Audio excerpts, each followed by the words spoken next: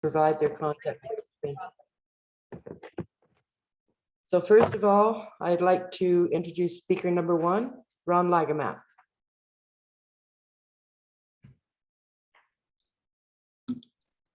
Here we go. Good evening. My name is Ron LaGrand, and I hope to earn your support for the position of mayor this election. Thank you all for joining us. I don't think Zoom would be anyone's first choice for a forum, but thank you to the people who are able to put it all together for us. And thank you, Allison, for spearheading this effort and for moderating once again. My wife and I have lived in Coldhurst for 25 years now, and my passion for our town has only grown in the time that we've been here. I've served for over 11 years on council, and as our current mayor is retiring, I wanted to step up to bring my experience to the chair and to see us be able to continue as a great town to live in.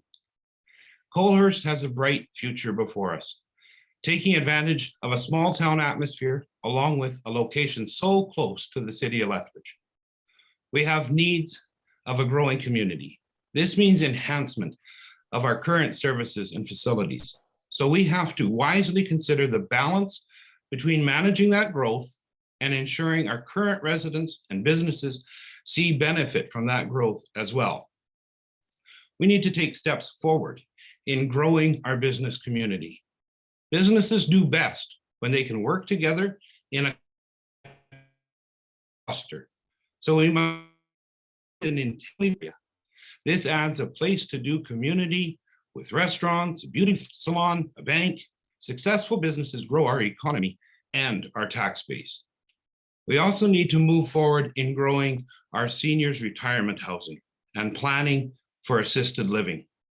It will be important to investigate public and private partnerships that have worked in Lethbridge as well as other communities. Coldhurst has gone too long without seniors' housing and assisted living facilities that our neighboring communities all enjoy. People must be able to choose to age within the community they have chosen as their home for many years.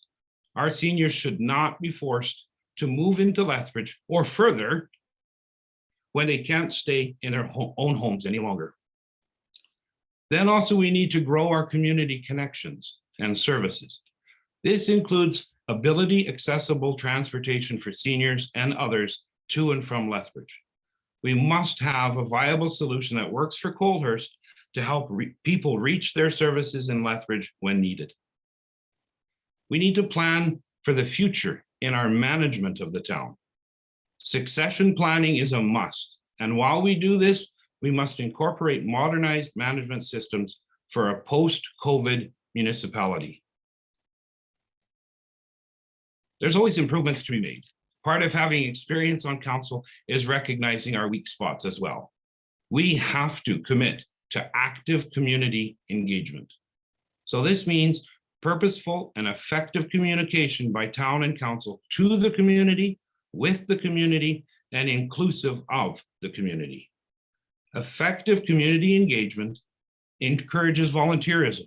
People want to be part of making their community better. And I think an excellent example of filling a need in this way would be with a Citizens on Patrol program, or at least a form of neighborhood watch program. The best is yet to come for Coldhurst. We must work to make Coldhurst after COVID better than the Coldhurst before COVID. And we must work together as a united community, not a polarized and divisive one. I'm excited, but I've also learned caution. I feel it's vitally important for us to keep property taxes down. I know we will be facing challenges with less funding coming from government and increased costs of policing and safety and fire and medical services and emergency management. But while we must address these priorities, the tax burden on our residents remains heavy. Council must balance all of these needs and improvements with the aspect of keeping our taxes down. I bring the experience needed to the mayor's chair to lead council in making decisions that move us forward, enhance the advantages of living in Coldhurst, and keep our taxes competitive and reasonable while doing so. I really look forward to our discussions this evening. Thank you.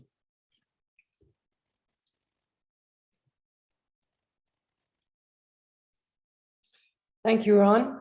We'd now like to introduce Lindsay Montina. Go ahead, Lindsay. Thank you. Just want to verify you can hear me. Yes, perfect. Okay. Hi, everybody. It's so nice to see you tonight. It looks like we've got 31 people on the call, which is fantastic. I'm a little bit sad that we can't do this in person, but that's okay. We have to be innovative. And I guess that's just part of our world right now.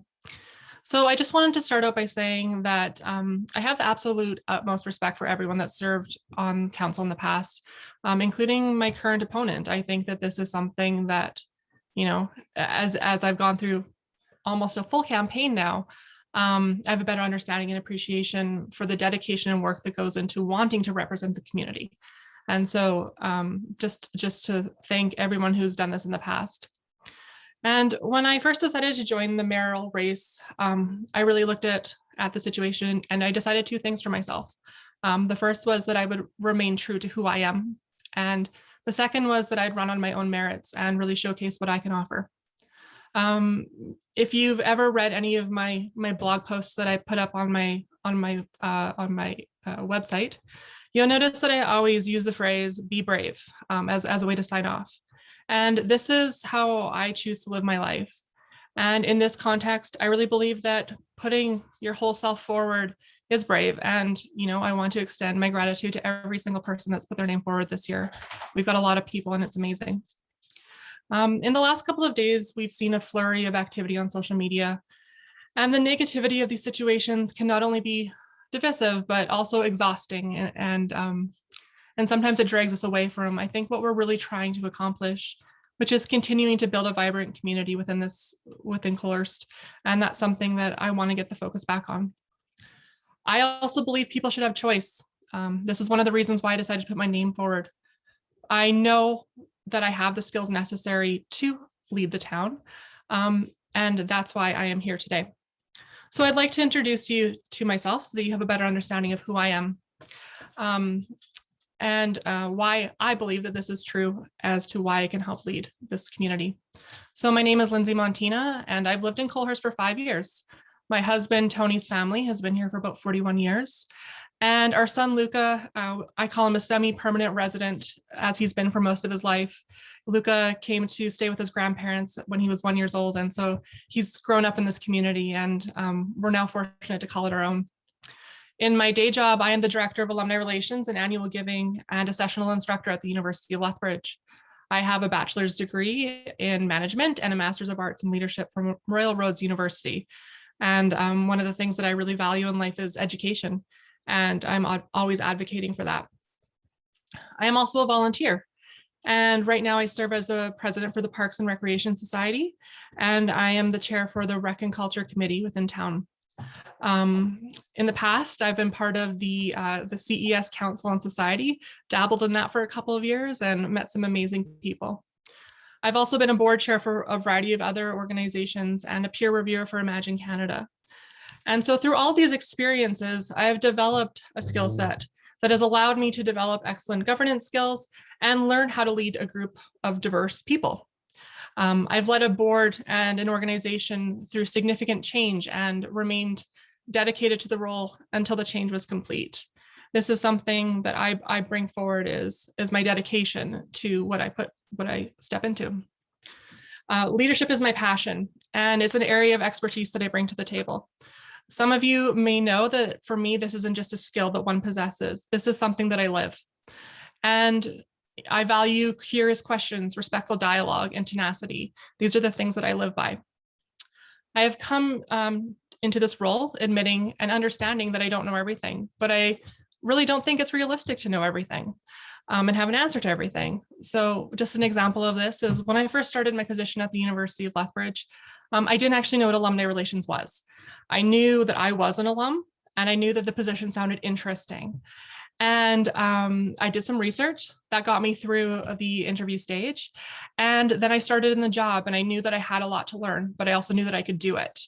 And here we are a couple years later, and I'm now sought after by others to provide expertise. So I can understand why some people might have worries about my lack of municipal experience, but similar to my job, I will learn. I used to facilitate support groups, and one of the rules was that you can change your mind. I believe that this is integral to the way that council needs to operate. You come with a group of people who have diverse opinions, you think about them, you learn about them, and then you can change your mind.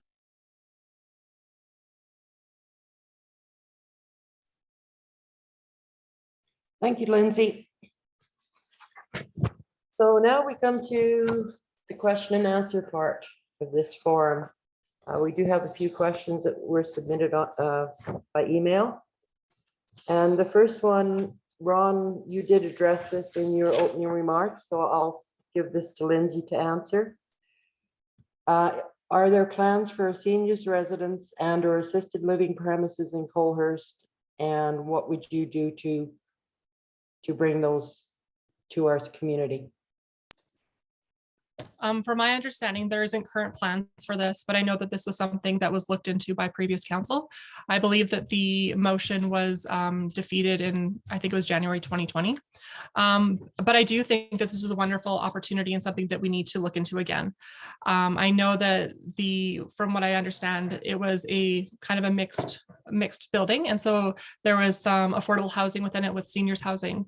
I used to work for the Ministry of Seniors and did a lot of work with helping seniors age in place.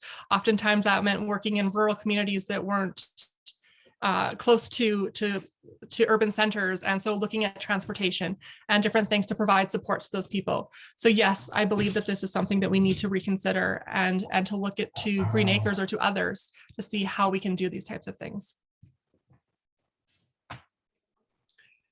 We have a question on the chat line for both candidates. How do you plan on leading council so that we don't end up spending tax dollars on code of conduct violations, as we have recently done with current council members? I will take you first, Ron, since Lindsay just spoke.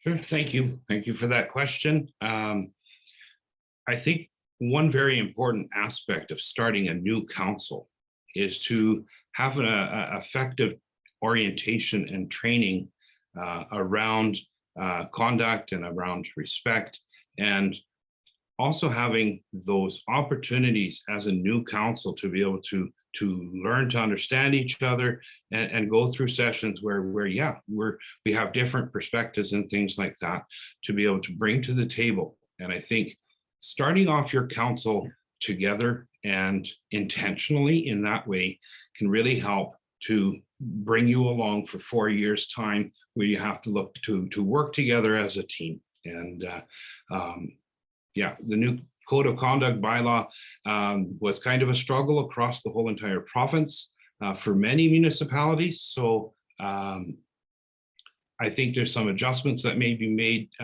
so that it's not misused in political ways either. So again, it could be a useful tool to make sure that people are on the same page in the way that they're interacting.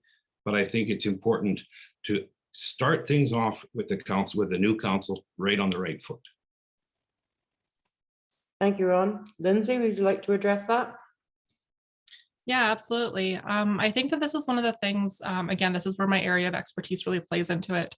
One of the roles and the things that I do is I work with bringing diverse people together and creating innovative solutions. And for me, that means creating a respectful environment. And similar to even what Ron said, I think it is starting out on the right foot, but it's also being able to know more about who's around the table.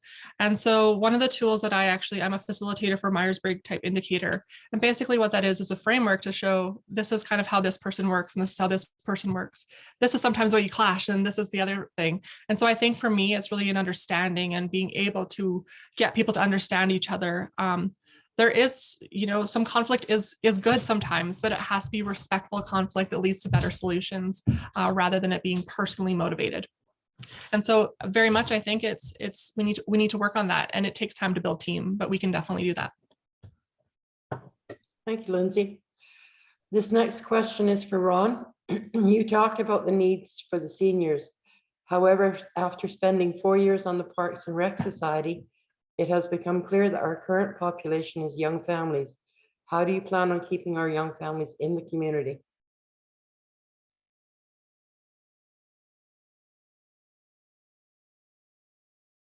You're still muted, Ron. Sorry about that. I knew I would do it. The having young families in our community is very important. That having them grow with us, having them enjoy the community together is certainly a target. We also know that we have to have the consideration for the broad demographic.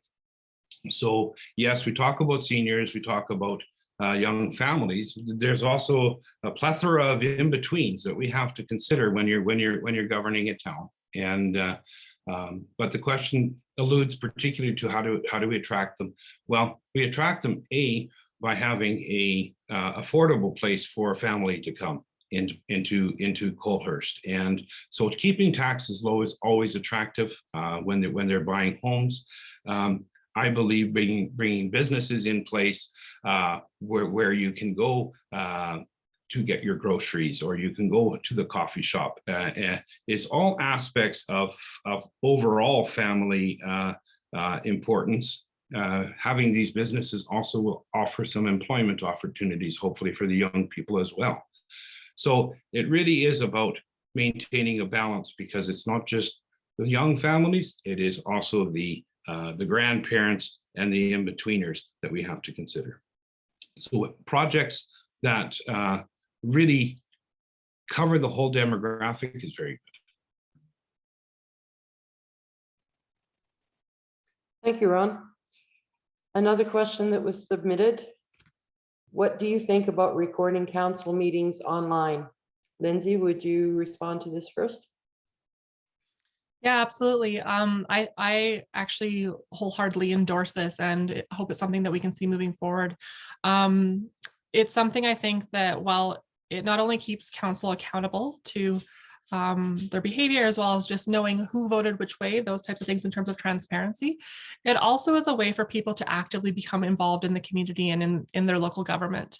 I think that it's imperative that people have the options available to them, that they can come there, because not every night can you get down necessarily to a council meeting in person.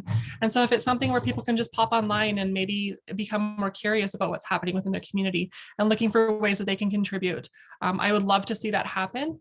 And it's also, quite honestly, it's a great way to record, the actual meeting and what actually happened at that meeting. So I'm very much in support of that.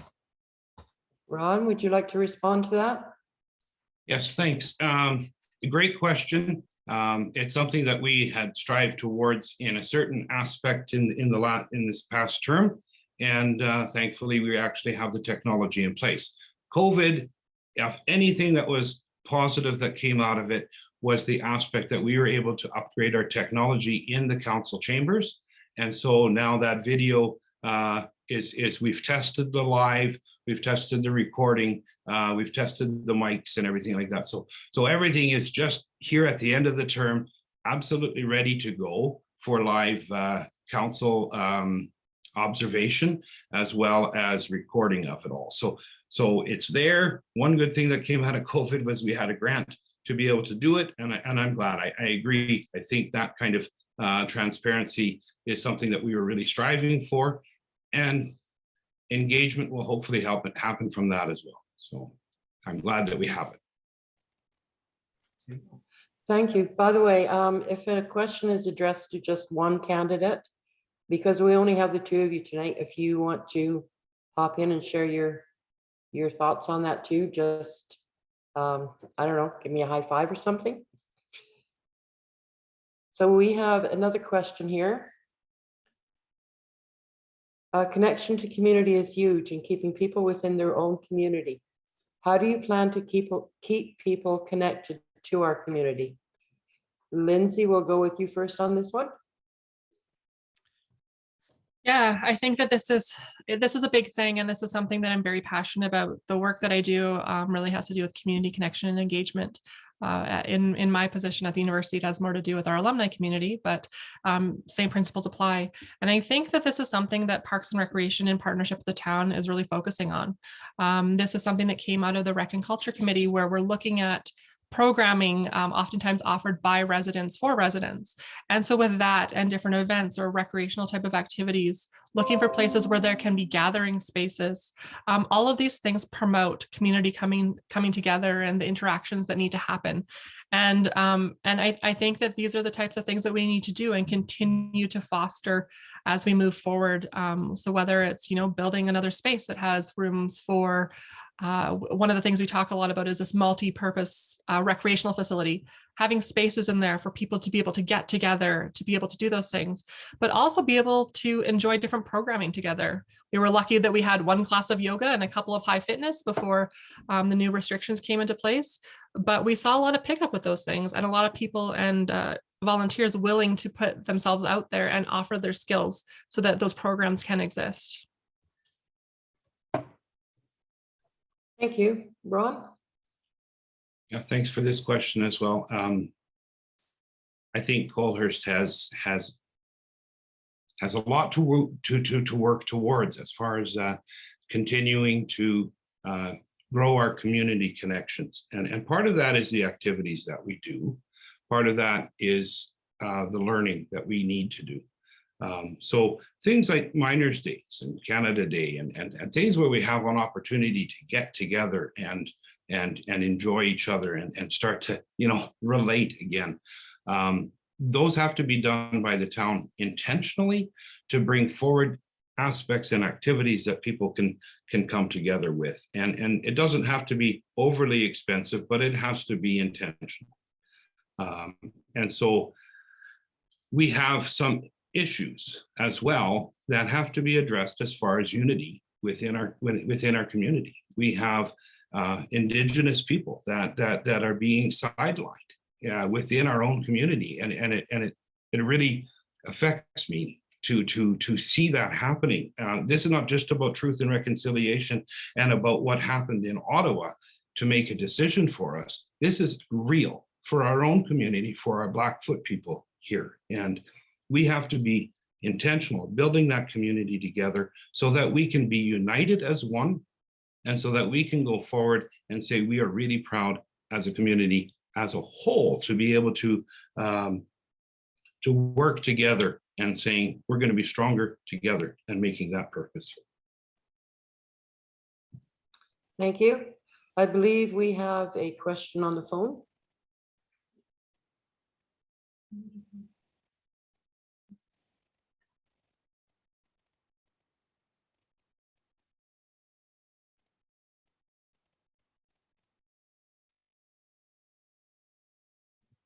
Tara, if you could unmute yourself.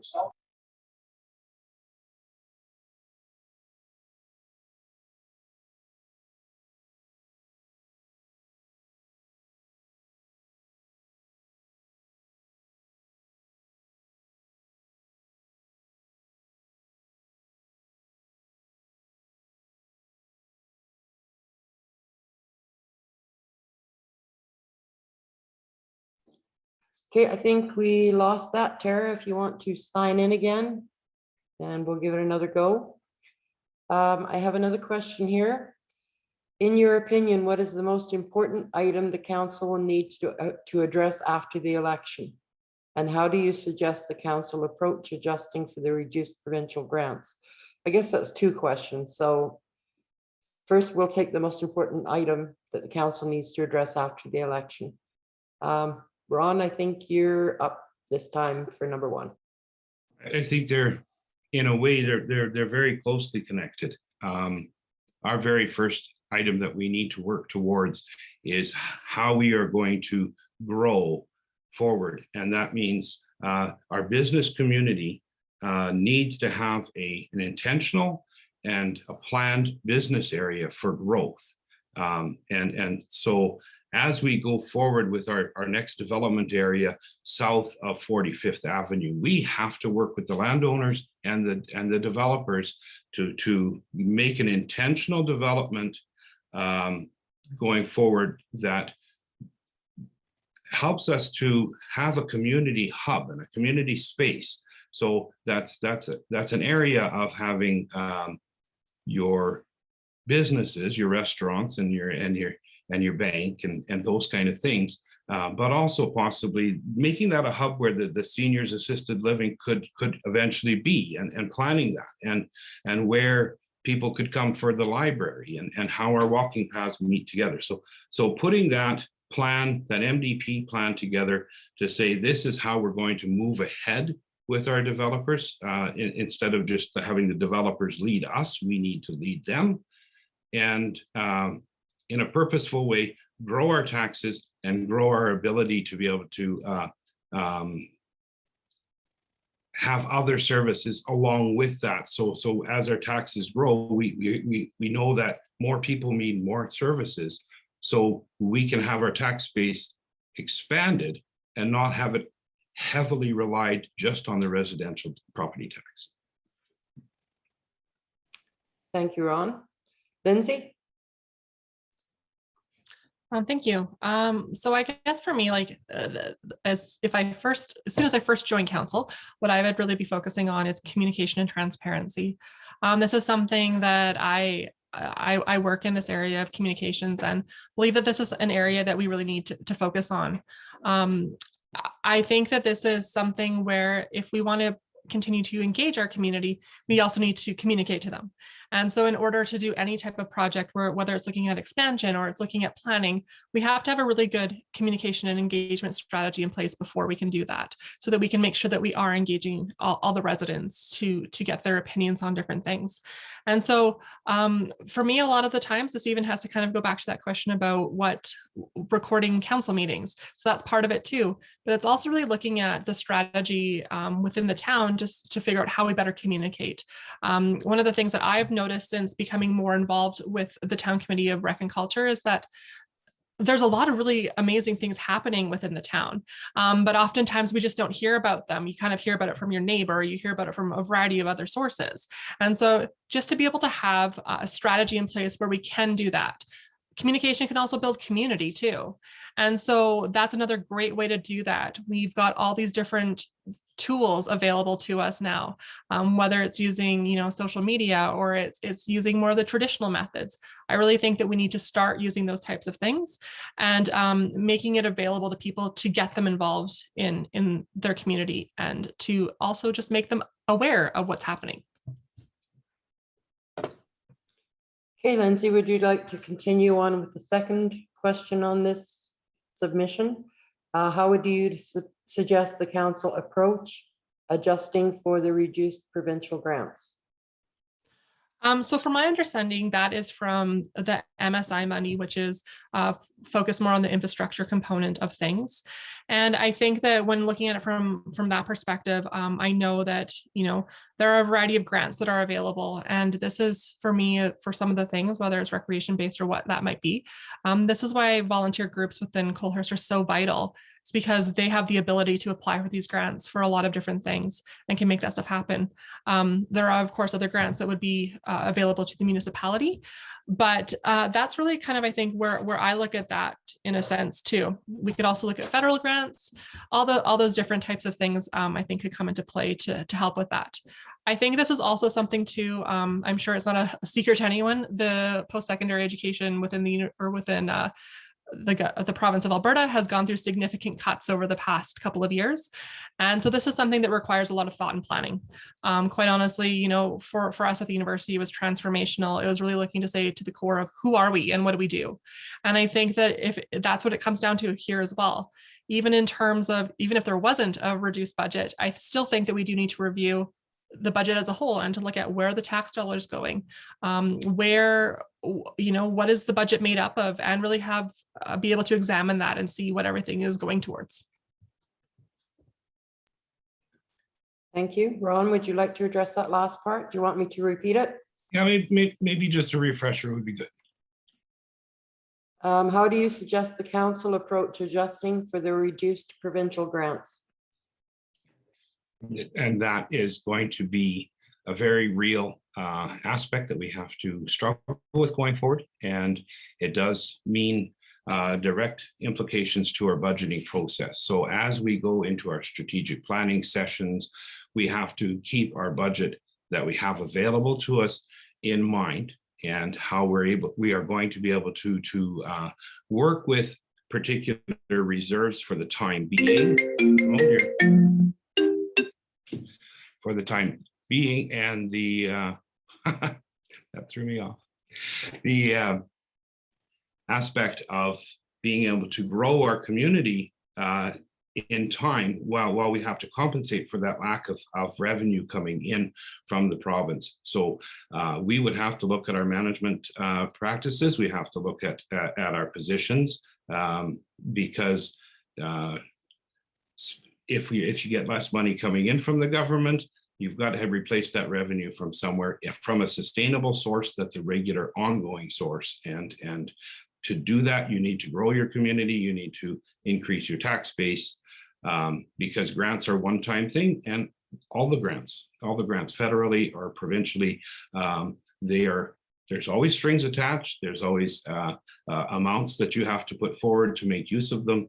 And they're one-time type advantage things where that's not sustainable to just count on other grants coming in. So we would really have to look at our budgeting process and how we are managing that with balance, and making sure that we're covering off so that our tax rate does not go up increasingly with the decreases coming from the provincial government. And this next one is something I think we'd all love to have. If elected and the town received a $1 million grant to use in any way you wanted, what would you do with it and why? Lindsay? Wow, this is a fun question. I think that, that would be an amazing opportunity. Again, this goes back to me for community engagement. When I look at the way decisions are made, I think it's really bringing people together and kind of seeing what the community wants. I can tell you what I would like, but I also want to know what other people would like, and be really looking at this from the perspective of what we can do to make the community more vibrant. And so it's really hard for me. If you're asking me personally what I want, that's a different story than I think of what I would do if I was the mayor and this came into play. And so if I was the mayor, I would want to engage the community and see, what that could be. If it was me personally, I'm really into these paths. I really like where this is going, and would really like to see that continue to happen. And maybe even that connection to Lethbridge, kind of like the way that Coaldale did. That would be kind of fun. Thank you. Ron? Yeah, this is kind of a money on trees kind of question, and it would be nice if we could actually have that. I do feel if I had the $1 million grant to use in any way, I would have to start with seniors assisted living, and be able to take that and give it some wheels and start that project in that direction. We need to have that for our community. That's something we cannot ignore any further, and $1 million would not do it, but it would certainly set us in a certain direction. The other aspect of the same issue, for the $1 million, I would look at a green running bus to give us transportation to the west side or to downtown, so that people that need that, or even students, would be able to take advantage of that. Give us that connectivity that allows us to access the services in Lethbridge. Thank you.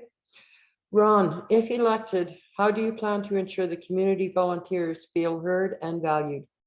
Yeah, we started that with the new committee for rec and culture in the town of Coalhurst, and that committee itself was really fully intended to include the groups and the different representations around Coalhurst and in Coalhurst, different demographics and different social circumstances, all of those things. So we have the Parks and Rec Society and it represented there for that side of things, parks and recreation. We also then have community members on there that represent the school or things that the seniors are doing, gardening and the blooms and blossoms, and so when people have an opportunity to be represented in a group like that, each of those subgroups go out and talk to their people and bring them in. So I think enhancing that group making sure that people who want to be involved get representation through that group, and have that dialogue then between what they're doing and what council goals are. And of course, then that ties into budget and how can we support each other. So I think really that enhancing that and supporting that rec and culture committee that the town has would be really important going forward for that.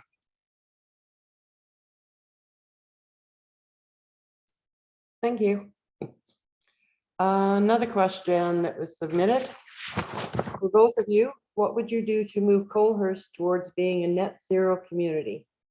Lindsay, we'll start with you. You know, that's a great question. And it's something that's definitely resides outside of my expertise.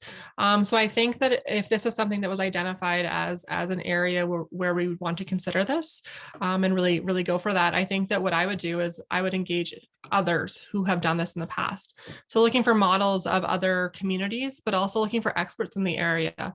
And again, and this goes back to kind of my discussion earlier about not having all the answers to everything, but being able to engage the right people.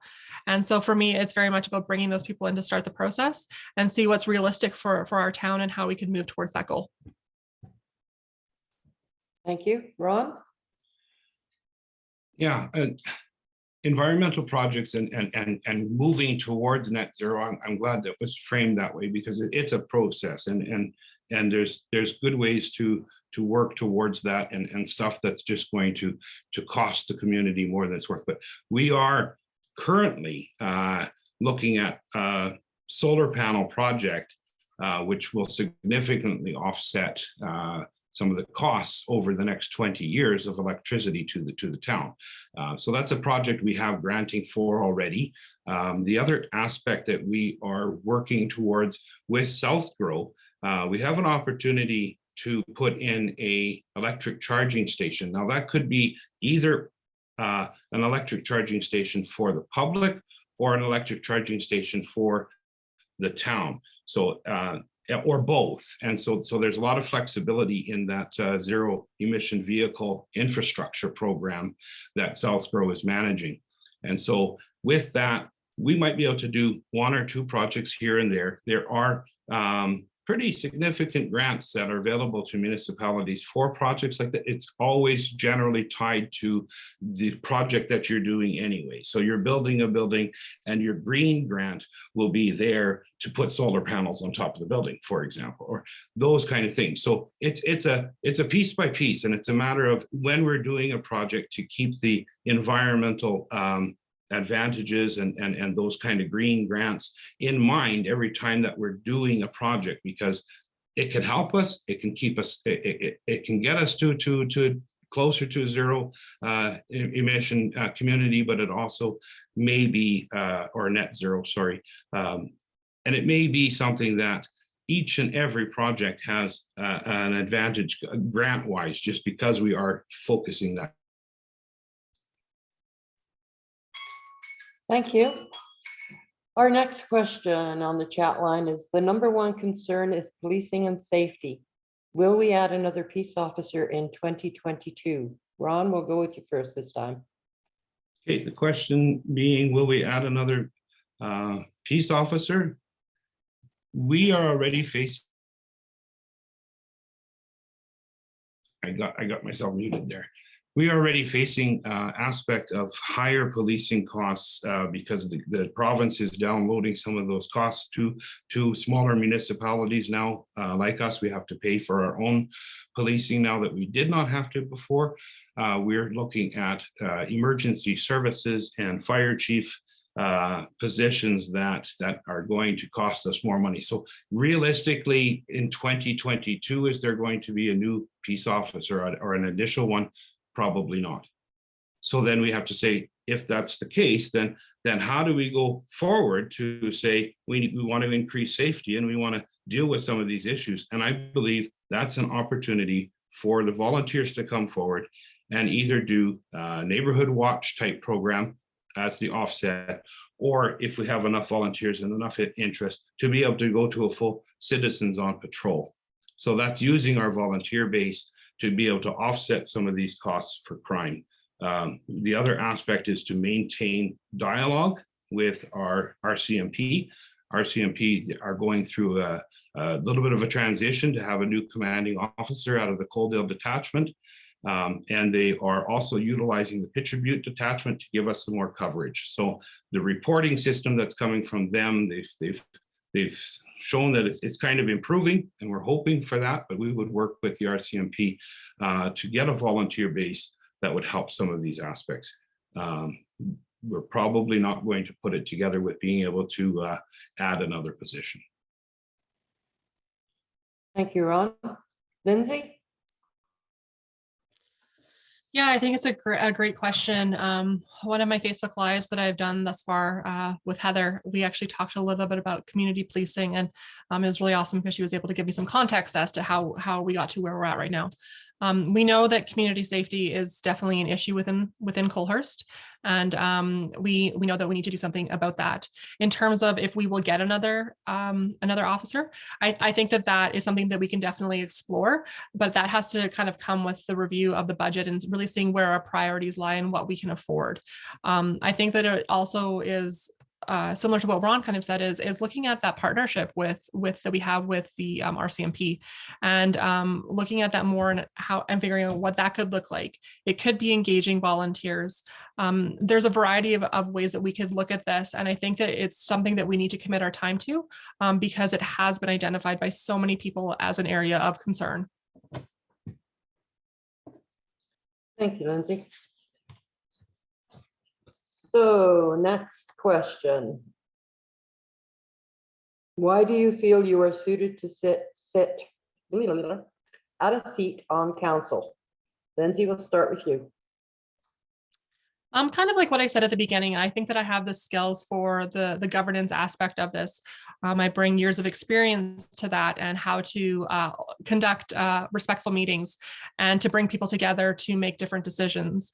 I believe that my background in leadership really sets me up well for that, to lead a council. I've been in leadership positions for many different organizations and boards, and in my work environment as the official representative of the town, I'm very well versed in being that. And oftentimes at last minute, I kind of get thrown into those types of roles. So I'm very comfortable in that. And I'm very comfortable in this idea of curiously challenging people to consider their assumptions about different things. And from doing that, that's actually what creates better solutions. And so I think that I have all the skill sets that's needed to lead a council, but also to, like I said, I need to learn some different things. But as I learn, I have I have perspective and opinions that I can contribute myself. And I really look forward to using them potentially shape the future of what Colehurst looks like. Okay, Ron, would you like to answer that question? Sure, thank you. I've served on council for over 11 years now, and you certainly have a very steep learning curve for the first whole term, but I found that it's an ongoing learning opportunity. Each term has had challenges, and each challenge is a chance to improve. So you learn how to interact with each other more effectively and respectfully, and you learn that grants always have strings, and you learn that other municipalities sometimes want to work with you and sometimes they don't. It's harder. You learn that the unexpected. Pandemics are hard to manage through. All these things will help me going forward as mayor with a better understanding of what needs to be done and how to work with the group around the table to see it happen. Council is a very large time commitment, and I'm anticipating the role of mayor to be even more so, more daytime meetings, more responsibilities as the town spokesperson, and that will certainly take me away from my business. So I've planned that way as well for the necessary additions to prepare my brokerage for times where I will be addressing meetings and the priorities of Colehurst, because as mayor, those priorities come first. Thank you. If not elected, would you want to continue to work on the community's goals and aspirations? And if so, how do you see yourself being successful at that task? Ron, we'll start with you. Well, first of all, I have every intention of being successful. So I would like to absolutely keep involved in aspects of the community where you can. I've really always enjoyed things like miners' days and being able to work with the community and participate in activities like that. I mean, and clearly, obviously, if not elected, then the additions that I've made to my brokerage would take advantage and make me go in that direction, of course, very much as well. Having your own business, you certainly can fill your time very quickly, and should if I'm not elected. So yeah, I would see those kind of activities like the miners' days or the opportunities to come in and help out where you need, so that the community can come together and grow. I still would very much value that and be part of it. Thank you. Lindsay, do you want me to repeat that, or? Yes, please, if you could. If not elected, would you want to continue to work on the community's goals and aspirations? If so, how do you see yourself being successful at that? Yeah, so I think that one of the things that I've openly said is that regardless of the outcome of this election, I will be stepping down as president from Parks and Recreation. I believe that leadership needs to be transitioned throughout time, and new people bring new perspectives and great new ideas. And I feel that Parks and Rec is uniquely positioned right now that there is people that can take on that opportunity. I will, of course, still be connected. I've promised them that I won't go far and that I will be there to help support and do all the things that I can do, whether I remain on as a director or in some other type of role.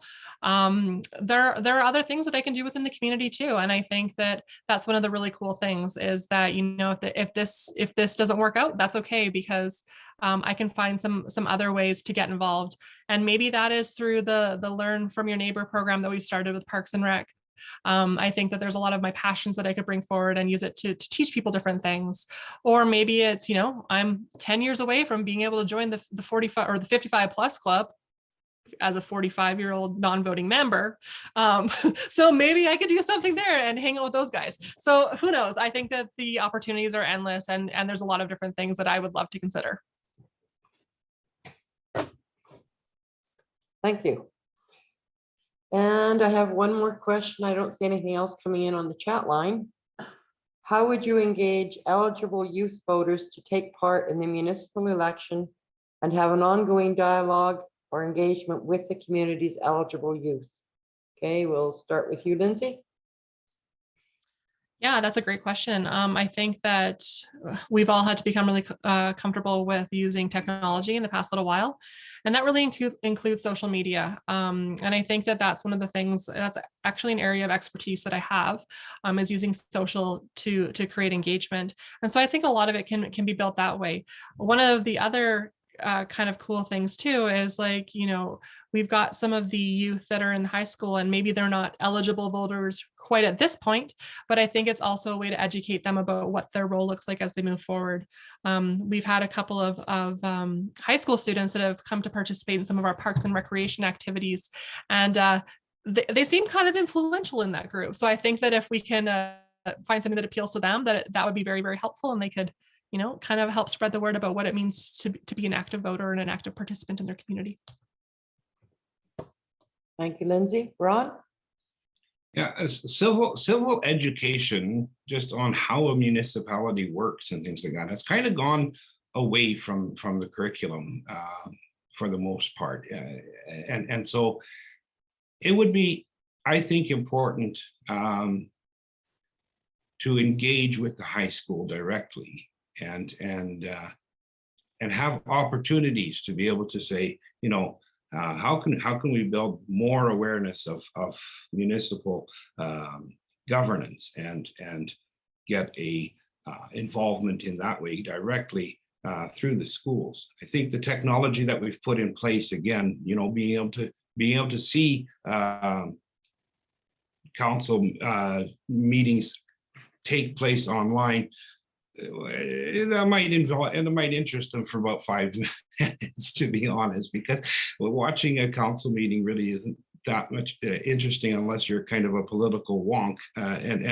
And so I think that we have to be quite intentional about the way that we try to engage the young people in the dialogue. But I think the biggest thing is too that when they're bringing up things, that they can see that, you know, yeah, they're being listened to, and that you know what they have to bring forward matters, and that they can actually affect some change. So encouraging them not just to hear them, but to have them be involved. And it's tough, it's challenging, but I think that's something that should stay as a focus for council to say, you know what, we need to bring these young people forward to be able to work with us. And it's really, engagement is much more important than I think just giving them the technology that they could look at it, because there are more things to look at for them than our council meetings.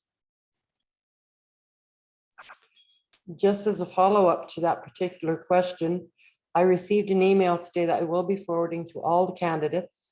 It's from a teacher for grades 5, 6. She's wondering about setting up a virtual forum with the candidates for her municipal class, for her class on municipal affairs. So you can look forward to that sometime tomorrow morning. Okay, we have another question here.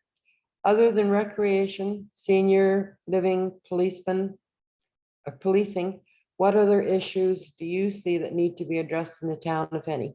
Okay, we'll start with you this time, Ron. Okay, I really do see that we need to address the aspect of business services. We do not have an area for businesses that want to come into Colthurst, and there have been several that have given us the indications that if there was a place for us to come, they would. But we have to be then intentional about planning that area so we can expand our tax base, be able to say, this is how we need to grow into the future. And so that type of planning, I think, takes a high priority to me for the town. Lindsay? I think that for me, one of the things, again, it does relate back to business, but it's not just about finding places where businesses can go, but it's also looking at how can we be more supportive to businesses coming into town and making this easier for a lot of people. I've heard anecdotally that some people, it's been a little bit difficult for them. And so what are the processes that we put in place that we can easily welcome people into the community and help them to be able to establish themselves here and to really help them grow with the community.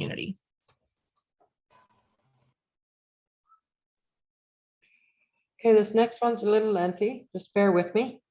My family needs wheelchair access at all times. I've heard lots of talk about aging in place, which means accessibility.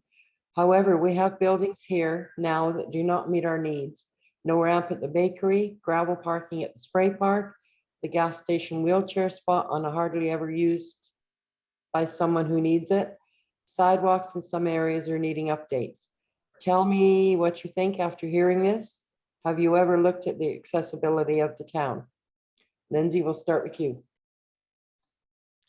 Yeah, this is something I think that when I worked for the Ministry of Seniors and Housing, that's something that got brought up quite frequently when we were looking at accessibility and using universal design to make things more accessible for everybody. And so, you know, I think that this also has to play into even in terms of how we do our sidewalks and, you know, making sure that wheelchairs can get up them easily. And so these things really need to be factored into place as we continue to expand, but also maybe there needs to be something done to encourage other businesses to be looking into doing these types of things. You know, there's a lot of resources and stuff available about what universal design is, but maybe as a town, we need to look into what type of benefit we can provide to businesses to make these things actually come into play.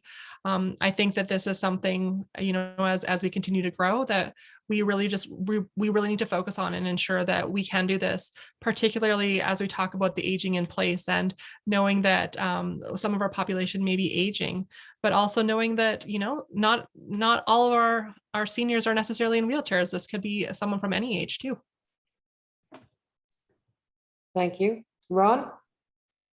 Yeah, I think people will have noticed, you know, at our town facilities, you know, we've had projects to make sure that our community center is accessible and that the town office is accessible. And so our public spaces are kind of mandated already to make sure that they are accessible in their design. And so if there's any of these spots that need continuing work, that should be brought to the town's attention immediately, because we have a mandate to make sure that the town facilities are accessible. And you'll see around town that the corners of intersections of sidewalks are all being redone so that wheelchairs can go across the road. There's an area that just the new sidewalks by the community center, across from the community center, you'll see there now. There's a proper sidewalk and a proper wheelchair access to the crosswalk. So those are being put in place all across town to make sure that throughout town they can the walkways and the sidewalks are all accessible. As far as private business goes, it's a little more difficult, and I think Lindsay made a point that we can, as a municipality, we can perhaps help them in some ways to guide them towards grants that they might be able to have, or be able to look at in some way of being able to work with them when the sidewalk's being built or those kind of things. So there are aspects that if there are problems specifically in town, I think that I would encourage anyone to, as they're noticed, to bring them forward to the town or to the council, so that I think in specifics, we can get problems taken care of. Thank you. Our next question. As a parent of a town growing up here, as a parent of a teen growing up here, pardon me, some of the issues we have identified is lack of things for teens to do in our community. How do you envision changing this for our youth? Ron, we'll start with you this time. Yeah, and it's always a challenge in a smaller community. It's always been a challenge, we hope that as we consider recreation projects, that we keep that demographic in mind as to what we might be able to bring forward for the next project in the next generation. And we had a youth group that was meeting quite regularly for quite a number of years. It takes volunteers. So, we really also need parents of teens to step forward and say what kind of programs would they be interested in, and what kind of programs, just like a sporting team. If your kid's doing soccer, you're coaching. So those kind of things are kind of organic in themselves as well. But we hope to continue, community sporting events and support the schools and the activities that they do as well. But I think that in a lot of ways, we need the teens and their families to come forward to say, what is it that they're desiring? So part of that, like the recreation survey that has just been done, hopefully may highlight some of that stuff as well. So we want to make sure busy teens are less apt to find other things to do that we don't want them to do. So really, it's in everybody's interest for us to try to make sure that we get some projects looking at the teens and the future generation to be able to enjoy. Lindsay. So I'm leading the needs assessment for our Rec and Culture Committee. And actually, we had a meeting about this the other night, and we've decided that based on a lot of the feedback that we've seen from people just recently, is to really engage the youth in the process. And so there will actually be a focus group that will be held to seek the opinions of what teens are looking for. Again, this kind of goes back to this whole principle where I talked about design thinking and creating for the user in mind. And this user are the teenagers. And so they need to have input into what it is that we are putting forward for them. We don't want to make assumptions that they want I don't know what, unless that's what they actually want. And so I think that that's very much what we need to be doing, and asking them all these different questions as to, what does this look like for you, and how can we make it happen? Okay, we're starting to get close to the end of our time, but we've got a couple more questions here. There are a lot of grants becoming available for agricultural technology and innovation. Being located near many farms, has there been any thought by either candidate on taking advantage of these opportunities? Lindsay? So I don't know a lot about this particular grant, but I looked it up really quickly here. And Keith, if you got any great ideas regarding what we could do with this, I'd love to hear from you. But one of the things that kind of comes to mind is that maybe we're looking at an industrial park, which can then be put in place to also increase our business base as well. And so that's an area I think that we could definitely explore. But again, if you've got any innovative ideas about how we can access those things, let's chat. Ron?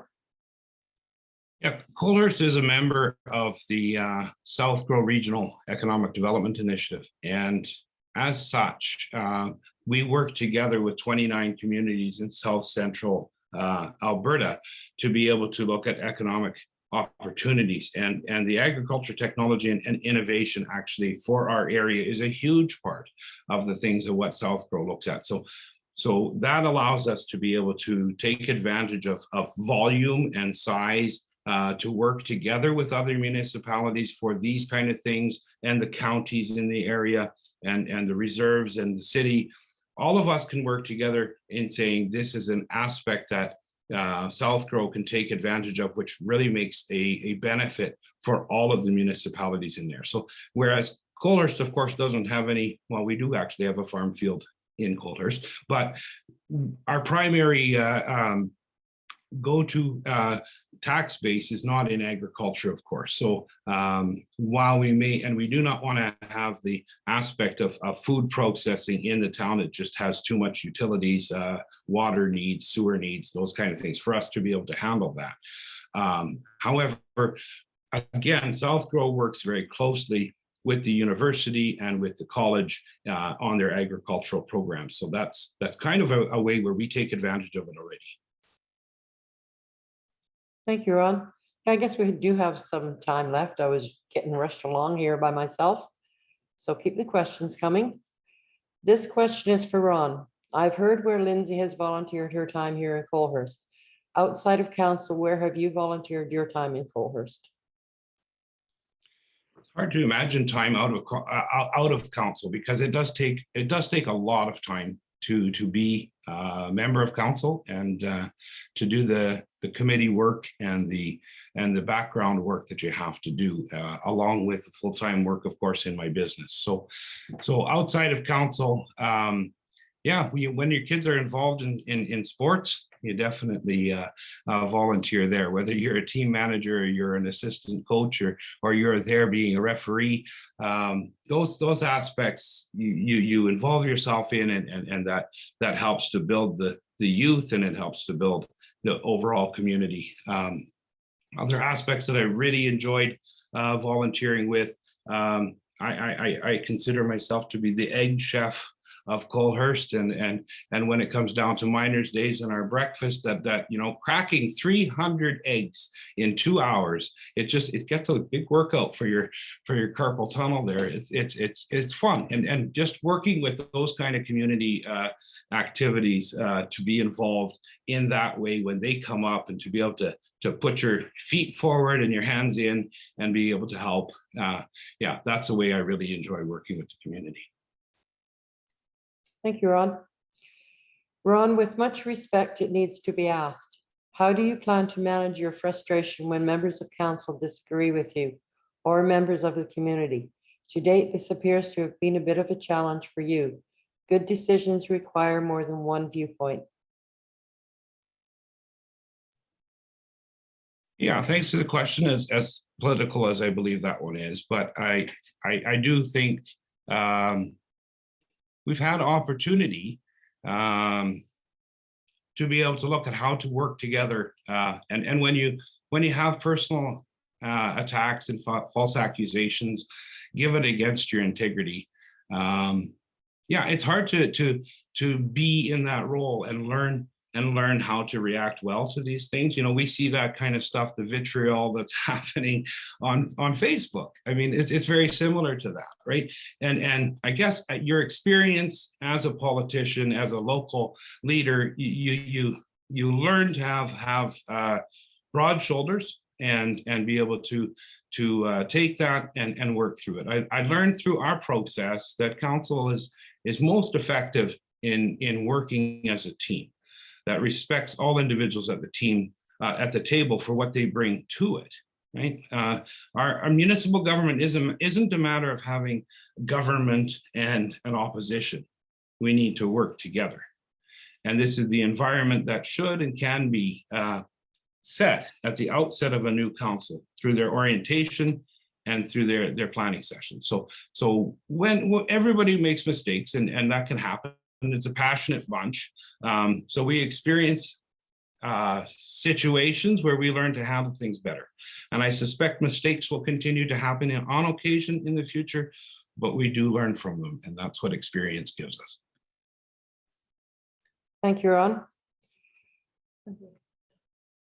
Just one moment. Oh. Okay, Lindsay. Okay, I see your high five. Go for it. Sorry, I was trying to figure out what to push. So I just did the hand. I think with this, it's something that for me, this is huge, right? This is something that I believe that respectful dialogue needs to be reinforced, and it's not something that you just figure out once and then you hope everything is good from there. I think it's something that's ongoing. It's something that you work at.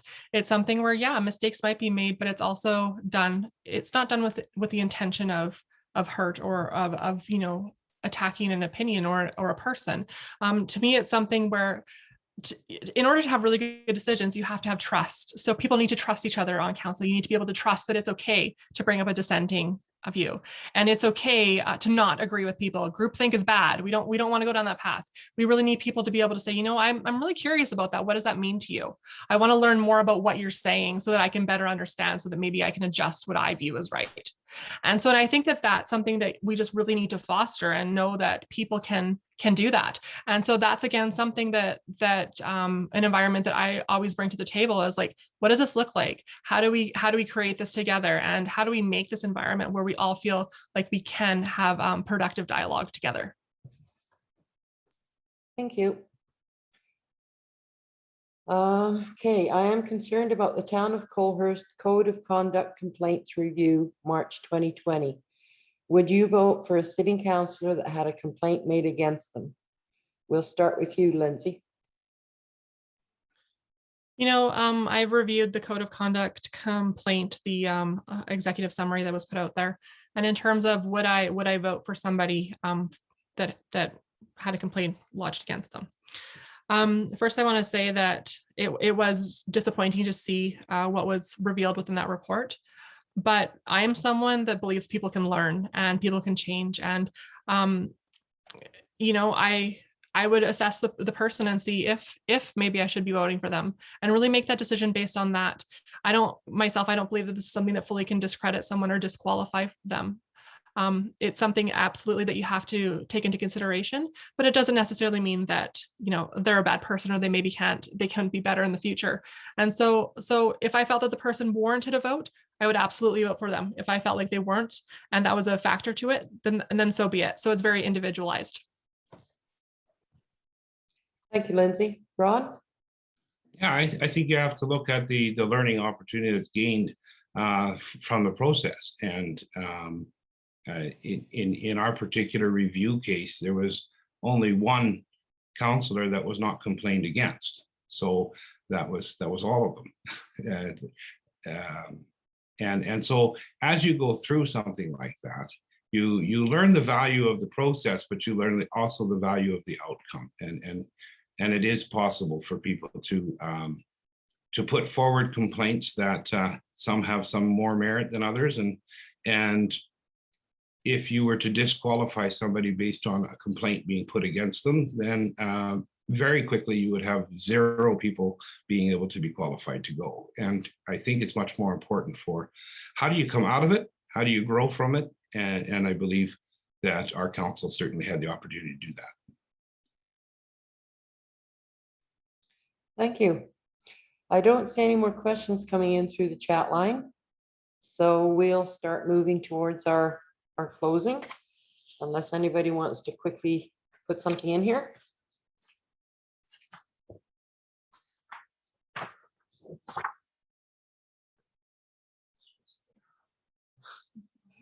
Okay, each of the candidates will have 3 minutes for the closing comments. We started with Ron and second was Lindsay. The closing comments will be in the reverse order, so we'll start with you, Lindsay. Thank you. I guess for my closing comments, I'm so glad to see everybody that came out today. Thank you so much for your questions. I think that we had some really good discussions, and I hope that you learned some different things about both Ron and I about what we value and what we're looking for here. I guess that my big thing is that I want to encourage everyone to go out and vote. I want to see record turnout this year. I want to see all the people that are eligible. Let's get them out there. We've got tons of people that have put their names forward, so let's go out and support them. So please go out and vote on the 18th. I know that I think it's on the 14th is when the advanced voting starts, so you can go and do it that day. And then the other thing, just that I kind of forgot at the beginning when I was talking about, well, I went too long, so you know what I mean, is just if you want to learn more about me, go to lindsaymontina.com. Make sure that you know that I have a Y, 2 Ys in my name, so make sure you're going to the right site. And you can learn more about, you know, what I stand for, my experience. I've written some blog posts on there regarding, you know, my lack of municipal experience and what I think I bring to the table. And so you can actually read that and see more about how I think that I can get around that barrier. You can also learn more about some random things that I sometimes write about. So you can definitely check that out. Also, I have my Facebook page that you're welcome to join. I will be posting on there regularly. We're doing a couple more Facebook Lives. Actually, I think I've got like 6 left, maybe. So feel free to join those. And yeah, I thank you so much for coming today. I'd love for you to vote for me, but most importantly, I want you to vote for, you know, I want you to vote, and I want you to get out there and express your opinion and have your voice heard. Thank you, Lindsay. Ron?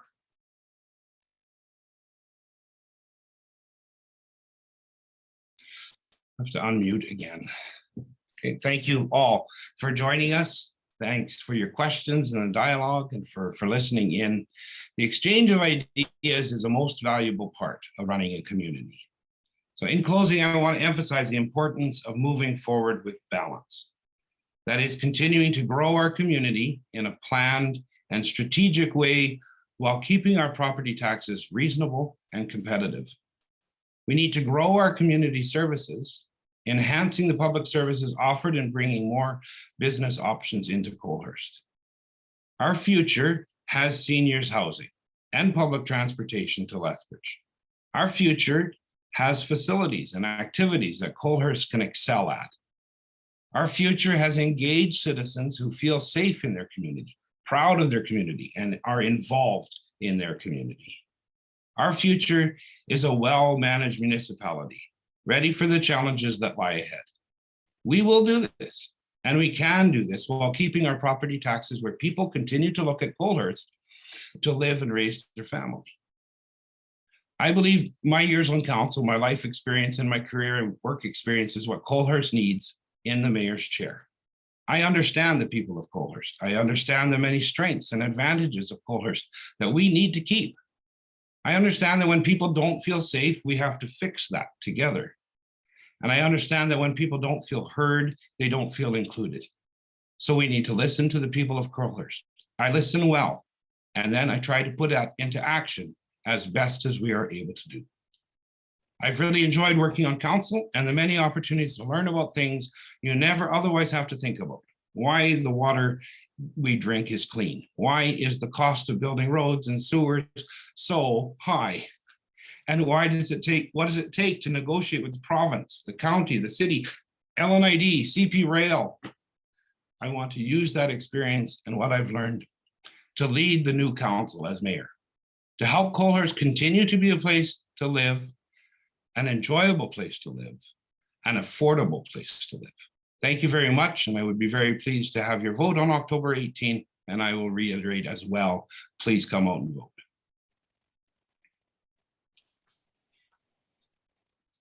Well, I think we've had a fairly good forum tonight. We had just as many people as we did at the live forums a few years ago, which is great.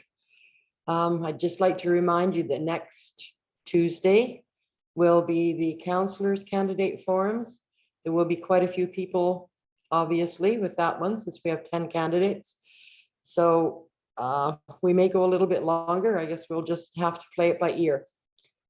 I'd like to thank all the participants in this forum, especially the volunteers who brought this event to you. I'd like to especially thank the candidates for taking part and for all their well thought out answers. We've had a lot of questions ranging from here to there and everywhere. Again, I'll also reiterate that early voting is on October the 14th at the Town of Colehurst Administration Office. Election day is October 18th at the Colehurst Community Center. You can see the town newsletter for times and also instructions for incapacitated voters. They will send out somebody to take your vote if you're unable to attend either of those other places. So I guess that would be good night. Thank you very much. And we'll see you next week, and good luck to the candidates.